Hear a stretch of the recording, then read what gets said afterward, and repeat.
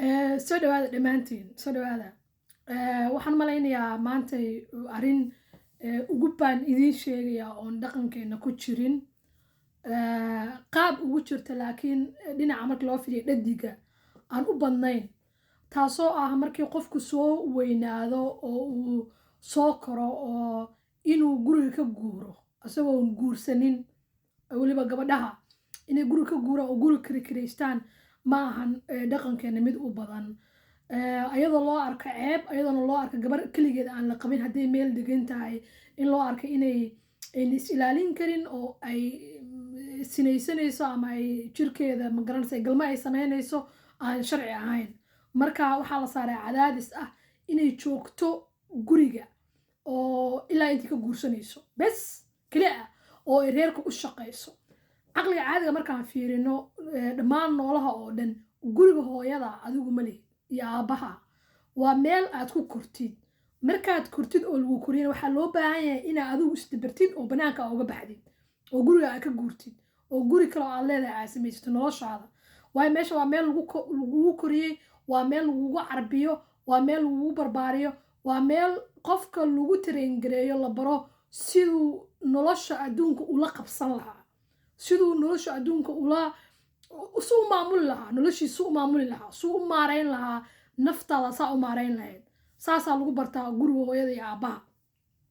markaa gaarto waqtigii loogu talagalay xilligii loogu talagalay marka waxa waye inaad banaanka aad tagtid oo waa lagu diyaariyey qof weyn baad noqotay waxaa u baahan tahay inaad shaqaysatid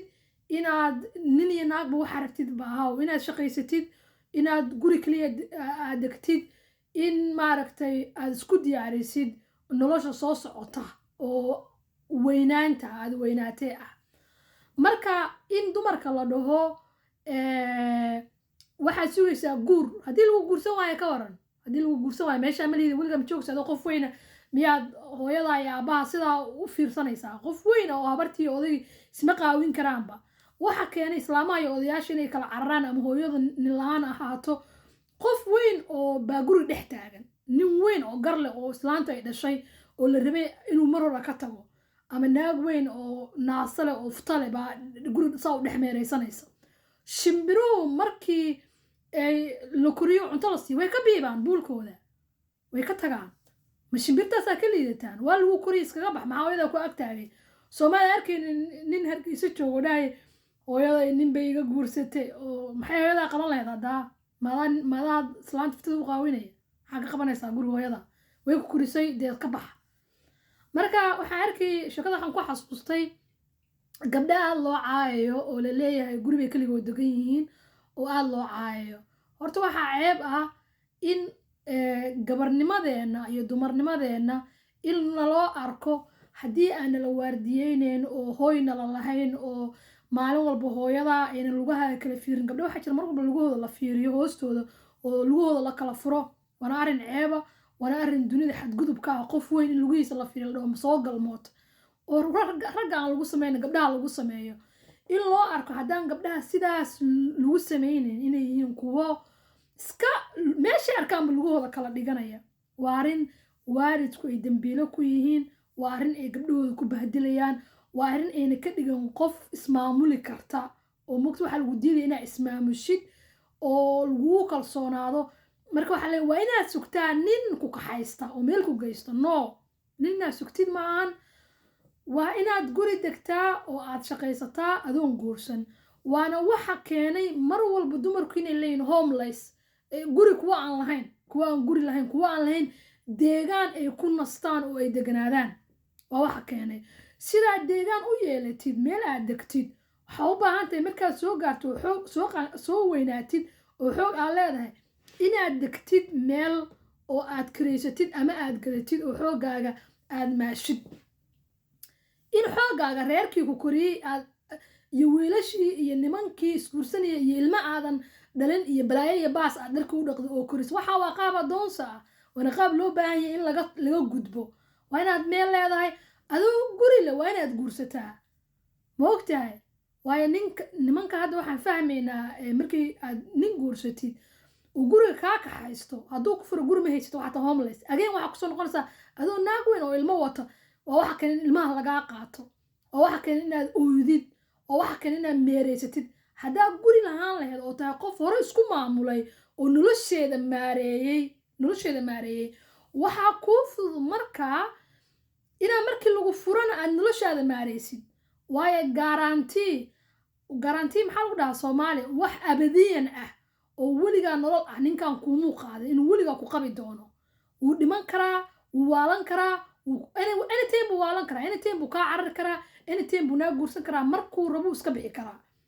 qofka marka ma aha inaa markasta aad tahay qof cad ah oo ayadu la leeyahay qof baa ku hoos noolaanaysaa ilmaha yar baa waxay ku hoos noolaan dadka waaweyn adigu qof weyn markaad noqoto ma baahna qof ku hoos noolaatid ninka waa inaa isla degtaan hadduu dhintana waa ina noloshaada sii socon kartaa hadduu ku furo waa ina noloshaada sii socon kartaa mar walba inaad nin sugtid oo noloshaadu ay dunto markuu qofkaanu dhinto ama markuu kaa cararo kaa baxsado iskaga kaa tago ma ahan ama markaa adigu aan nacdidba inaad zero ka bilowdi ma aha sababta waxay kuu fududaynaysaa haddaad meel degan tahay inaad maareyn kartid noloshaada okay tusaale ahaan adoo guri leh ama gurigaas adigu aad gadatay ama aad kireysatay ayaad waxaad guursanaysaa ninkii hadduu gurigaas kugu imaateen gurigaada aad leedahay oo guriga aad isla degantihiin asagaa baxaya meeshuu rababa ha deganaadee haddaa guriga isla gadateen oo guri wada leedihiinna guri baad gadaysaan qaybtaadii baad leedahay ma fahmaysaa shaqaad haysato noloshaadii baa sii soconaysa noloshaadi ma istaagayso marka in lagu caayo oo la dhaho oo guriga ma ku dhilaysanaysa oo waxa weeye dadkan waxay rabaa inaad ku ahaatid xabsiga marka aad qaabka dumarka loo barbaariyo waa qaab adoonsi ah waxay rabaan inaad guriga joogtid oo weligaa inaad ooydid ilaa qofka la adoonsanayo uu isgarto kan wax adoonsanayo ma dhihi karo intuu isgarto oo adoonsigii waan kaa daayay waad fasaxan tahay dumarka maalintii la fasaxay baa la gaaray waad guri karta hooyada aabaha kuma dhahayaan waayo hooyada aabaha bulshada ku hareeraysan baa sidaa ah waa cajiib gabar guri degan baa la caayayaa mogta oo maxaad kaligaa guri ku dejiyo hooyadaa meeda hooyadeed way ka weynaatay dee gabar yar maaha waa naag weyn oo ismaamul sababtiisay guri u degan tahay balaaya kugu dhacday maxay hooyadeed kaa qabanaysaa yaabeed waa la kuriyey ilmo yar ma ahan waa inay meel ay ismaaraysaa si guri u hesho way guursanaysaa nin bay sugaysaa oo u imaanaya mogta aan la ogeyn inay guursan doonto yaa guurka ka dhigay waajib yaa ka dhigay guurka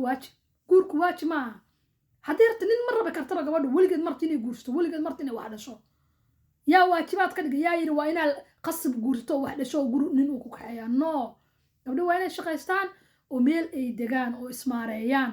siday raggu isku maareeyaan maxaa looga fekeraya ninkan inuu dhiloobo oo adiga lagu ceebeynaya oo lagaaga dhigayaa qof loo baahan yahay in mar kasta la waardiyeeyo oo geesaha laga garaaco oo hoosteeda la fiiriyo oo lugaheeda la kala furo oo la bahdilo oo lagu shaqaysto naagtii walaalkaa uu soo guursado kugu shaqaysto oo caruurtii walaalkaa naagta uu ka soo qaatay miskiinada adigu aad korisid goormaad adoonsiga ka baxaysaa inaad ka baxday adoonsiga waa inaad garatid adoo yar oo dhalin yar markaad soo kortid inaad meel aad degan tahay waa inaad meel degan tahay gabdhaha meesha deganaa oo gabar fariida oo aad fariida u awdhaysay hooyadii dhinaceedan guri ka kiraysanaya maxaa mushkilada aad baa loo caayay yes of course hooyada dhinaceeda guri ka kiraysanaysaa waa in hooyada marka qaar ku imaataa waa inaad adigu u tagtaa mataqan isku xiisaa yimaado markaad meel leedahay waad ku asturan tahay kastumooyinkaaga qarsan dhiiggaaga caadadaa qarsan waa qof nadaamsan baa tahay ka waran walaalkaa iyo hooyadaayoo kursiga ka kacday laga yaabo wax kaa gaaren lagu sii fiirin lagu leeyahay adoo naag weyna naaxbaad dee kaa socdee iska hagaajo hoy lagu leeyahay laakiin markaa guri leeda waxaad ku noosho si nadaam ah oo farxad ah sariirtaada wax kaa gaareen iyo waxaaga dhan baa qarsan maxaa walaalkaa urkiisa iyo oday hooyada aabbahay oo raba inay ama shumyaan ama wax sameeyaan dumarkii maxaa gurigooda ku taagay way ku koriyeen iskaga baxa xilligaad ka tigi laheyd baa la gaaraa bartaan odagaana waa in salaamaya anigoo ka hadhiin